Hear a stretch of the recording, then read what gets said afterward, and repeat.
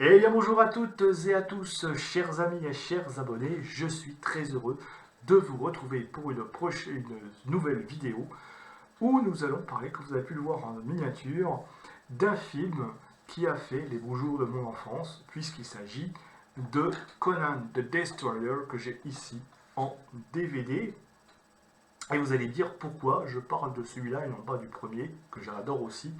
Eh bien parce que pour le réhabiliter un petit peu, parce que certains l'ont un petit peu décrié, c'est vrai qu'il souffre un peu de la comparaison avec le premier opus, mais on a quand même, aux manettes de ce film, on a quand même Richard Fleischer, et en plus on retrouve la BO de Basil Poledouris, et c'est produit par Dino De Laurentiis.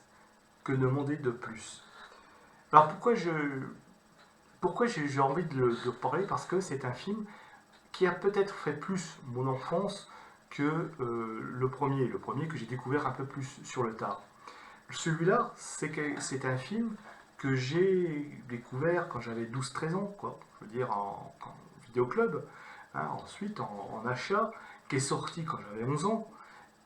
En France, il est sorti en 85, je crois. Bon, il est sorti quand j'avais 11 ans. C'est plus quand j'achetais un Conan, quand je louais un Conan, pardon, au vidéoclub, je louais plus Conan the Destroyer que Conan le Barbare lui-même. C'est pas ça, c'est que le Conan le Barbare, le premier, c'est vrai que John Milius avait créé, avait fait placer la barre très haut, quoi.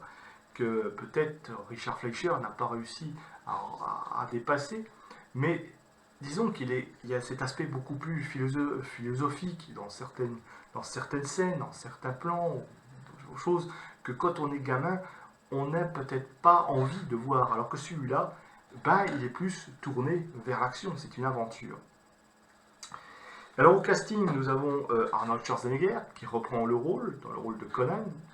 D'ailleurs, la même année, il sortira aussi, s'il est sorti la même année que Terminator.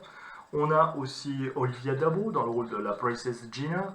On a Sarah Douglas dans le rôle de la reine Tamaris. Mais aussi Grace Jones, qu'on avait découvert dans le James Bond Dangereusement Vôtre, aussi la même année. On avait Will Chamberlain dans le rôle de Boombata. On avait aussi Svel Or, Thorson, etc., etc.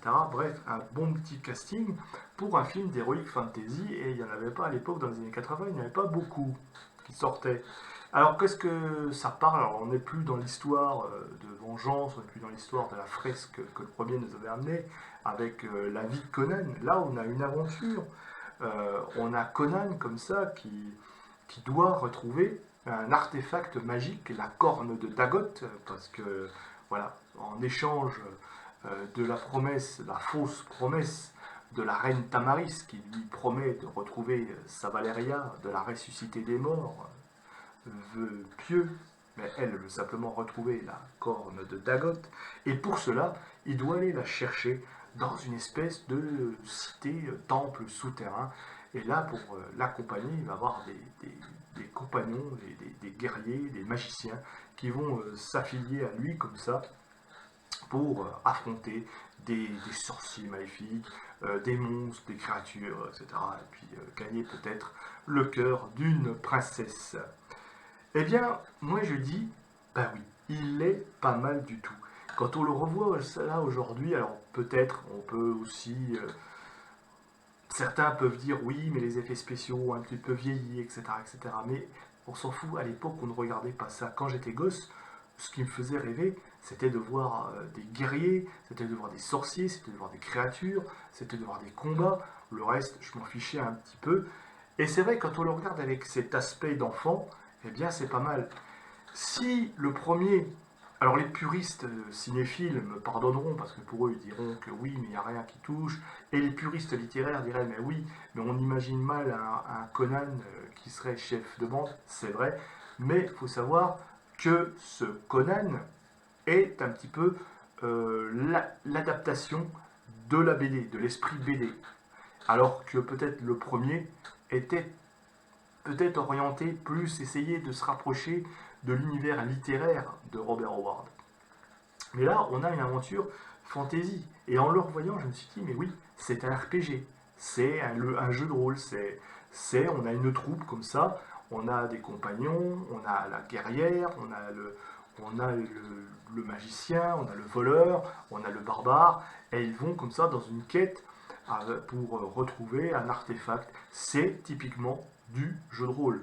Il faut savoir que dans les années 80, vous y avez peut-être joué si vous avez vécu ces années-là, ou peut-être vous en avez entendu parler, on jouait beaucoup à Donjons et Dragons, par exemple, ou au livre dont vous êtes le héros. Eh bien, on retrouve, dans cette aventure, on retrouve cet esprit. On retrouve l'esprit Donjons et Dragons, on retrouve l'esprit jeu de rôle. Et si aujourd'hui on parle beaucoup de Final Fantasy depuis les années 2000, hein, avec Le Seigneur des Anneaux, à l'époque, on n'avait pas beaucoup de films comme ça qui reprenaient ce thème. Pardon. Et donc il fallait se contenter d'un de ces aventures. Alors, dans quelle optique il faut voir ce film? Peut-être avec, comme ça, en tant que joueur. Hein, on est en 84, non seulement on joue à ce genre de jeu, je signale aussi que c'est peut-être pas un genre qui était réputé dans le cinéma, mais dans le jeu vidéo, dans la BD, ça commençait un petit peu à tourner. Voilà. Et c'est peut-être dans cet esprit un petit peu geek qu'il faut retrouver Conan the Destroyer, qui, ma foi, n'est pas si mal que ça. Il y a des bonnes petites scènes, des trouvailles originales. Déjà, il y a la réalisation et la patte de Richard Fleischer, ça se sent un petit peu dans le grain de la photographie. Hein, parfois, c'est un petit peu, cet univers un peu flou artistique, un peu tel qu'on retrouvera d'ailleurs dans son film des Vikings, ou dans Soleil Vert, par exemple. Mais aussi, voilà, il met quelque chose, une aventure qui est quand même cohérente, même si avec des héros qui sont bien marqués, qui sont bien posés, avec Conan qui parle. Hein, on sait que voilà, dans le premier, il parlait pas beaucoup, hein, ouais, mais là, il a des vraies lignes de dialogue. On a une Grace Jones qui incarne bien une reine guerrière qui n'est pas sans faire rappeler, enfin moi en tout cas, ça me fait penser à Bélite, la fameuse reine noire, la reine de la côte noire, ceux qui connaissent un petit peu les aventures de Robert Howard. Moi je la vois, je l'imagine et automatiquement, on a le personnage du voleur, etc. On a tous ces archétypes. C'est une aventure, on passe comme ça, on va aller dans un château en cristal, au bord d'un lac comme ça, brumeux, avec un sorcier qui est capable de se muer en dragon pour aller voler avec avec un diamant qui le cœur d'Ariman, qui peut être touché que par une seule vierge, et c'est ce cœur d'Ariman qui conduit à la corne de Dagot, dans une espèce de cité souterraine, d'ailleurs qui est très bien fait, les décors sont très bien pensés, et arrive même à, j'ai envie de dire, 84, on a l'influence, j'ai envie de dire, le Temple Maudit avec Indiana Jones. C'est pour ça, il y a des choses comme ça qui se lient. Et puis bien sûr, la musique, on retrouve la musique de Basil Polidoris quand même. Basil Polidoris qui refait un thème. Et je veux dire, alors le film a peut-être ses défauts, c'est vrai, mais au moins, on a la musique de Basil Polidoris. Écoutez, la BO de ce film, elle est aussi étonnante que le premier. Non, moi c'est un film que je dis pas que c'est un chef-d'œuvre, c'est vrai, même si on a Richard Fleischer, il y a il y a quelques, voilà, quelques clichés un petit peu, on n'échappe pas à certains clichés, comme la reine Tamaris, qui est un petit peu, voilà, la brune, donc elle est forcément fielleuse, et puis la princesse blanche et blonde, qui est forcément naïve et gentille.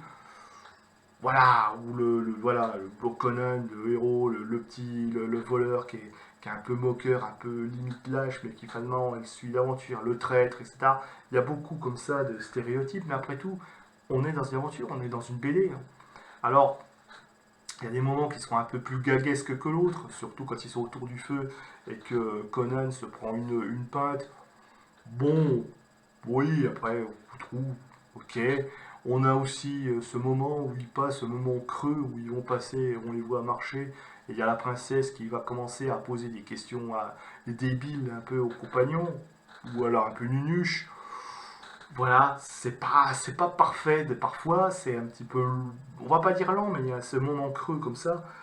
Mais au point de vue des combats, bah, pourquoi pas? Pourquoi pas? On a quand même Conan qui affronte une espèce dans le dans le temple de cristal, une espèce de créature reptilienne, où il faut combattre en brisant les miroirs, enfin, etc. On a Conan qui combat à la fin le grand Dagot, qui avec sa corne, qui lui arrache comme ça. Il y a des moments qui sont un petit peu d'anthologie dans ce film. C'est vrai que, au point de vue de la mythologie Conan, on est loin du premier, ça c'est clair, on est loin des grands espaces. C'est vrai que dans John Milius avait quand même une mise en scène beaucoup plus large, on voyait des grands plans d'ensemble, on voyait des steppes, on sentait le vent, on sentait lui. Là c'est beaucoup plus rapproché, même si les décors sont assez jolis aussi. Voilà, il n'y a pas cette hauteur qu'avait mis le premier, mais c'est une aventure qui est, pour moi, somme toute, facile à suivre, avec des héros où chacun peut s'identifier. Imaginez ce film comme une partie de Donjons et Dragons. C'est ça, c'est une partie de jeu de rôle. On a un fil rouge, on a l'impression d'avoir un maître de jeu qui nous dit où il faut, comment aller, c'est ça. Et c'est un petit peu, j'ai envie de dire, c'est agréable. Moi, quand j'étais plus jeune, j'adorais ce film, je vous dis, je l'ai quand même, je l'ai loué plusieurs fois au vidéoclub. C'était nos super-héros à nous. C'était nous, les enfants des années 80, c'était notre super-héros. D'ailleurs, indistinctement, il y a quand même Stan Lee qui a créé un petit peu le personnage au point de vue de la BD. Donc, quelque part, c'est un petit Marvel, hein, faut pas se le cacher. Bon, sans en être un, mais voilà. Mais c'est un super-héros, c'est un de nos premiers super-héros à nous. Franchement, est-ce que, je parle à tous ceux qui ont mon âge aujourd'hui, qui ont passé près de la cinquantaine, tout ça, quand vous étiez gamin, est-ce que vous ne vouliez pas ressembler à ça? Est-ce que ce n'était pas le héros qui vous faisait triper avec ses épées, avec ses muscles, ses biceps? On n'avait pas Spider-Man, on n'avait pas tous ces héros-là, tous, mais on avait Conan. Conan qui est quand même capable, lui seul, de soulever quand même une porte de bronze et de foutre aussi des peignets à des chameaux ou à des chevaux quand même. Bon, voilà, c'était notre héros. Alors bien sûr, parfois, ce héros se ridiculise en picolant ça, mais peu importe, on lui pardonne. C'était notre héros. C'était notre héros. Et il suffit de relire les BD Conan pour retrouver cet esprit. Et je trouve que ce film retranscrit bien l'esprit des BD Conan. Peut-être pas du roman, hein, des romans de Ward, mais au moins l'esprit Conan. Et je vous invite à redécouvrir en DVD. Je pense qu'il est sorti en Blu-ray 4K aussi, mais ce film qui mérite d'être revu. Ce ne sera jamais, évidemment, le chef-d'œuvre de Milius, ça c'est clair, mais c'est une petite aventure sympa. 1h37, 1h43, voilà. À se battre comme ça, sur son canapé, quand vous savez pas voir, quand vous voulez voir un petit film d'aventure, d'action, eh bien, remettez Conan le Destructeur. Et je pense que c'était un petit divertissement qui plaira aussi à toute la famille. D'ailleurs, c'est comme ça que ce film a été conçu quelque part, à mon avis. C'est un film, le premier c'était peut-être très mature, le second est un film à regarder un petit peu tout public avec les enfants et les parents. Voilà donc ce que j'avais envie de dire sur Conan le Destructeur, qui, malgré des avis plutôt négatifs sur le film, je pense, est un peu à redécouvrir aujourd'hui, si on sait le regarder dans une autre optique qu'un grand chef-d'œuvre de cinéma. Voilà. Bon, c'est quand même réalisé quand même par Richard Fleischer. Voilà, déjà rien que ça, quoi. Et voilà. Donc, petit film que j'avais envie de défendre un petit peu sur cette chaîne, parce que je trouve que c'est voilà, c'est un petit peu injuste de l'oublier un petit peu et de dire oh oui mais Conan Destructeur n'arrivera jamais, regardez, bon c'est vrai, mais on va pas souvent au film, on regarde pas souvent des films au cinéma, je veux dire, on va pas souvent au cinéma pour se poser des questions, voilà. On a envie de s'amuser et ce film remplit son office. Dites-moi en commentaire si ce film vous plaît, si c'est l'un de vos films préférés, si c'est l'un de vos films d'enfance, si sans le comparer trop à son premier, s'il vous plaît, et likez, partagez, diffusez cette vidéo, et nous, on se retrouve pour une prochaine fois et pour un autre film.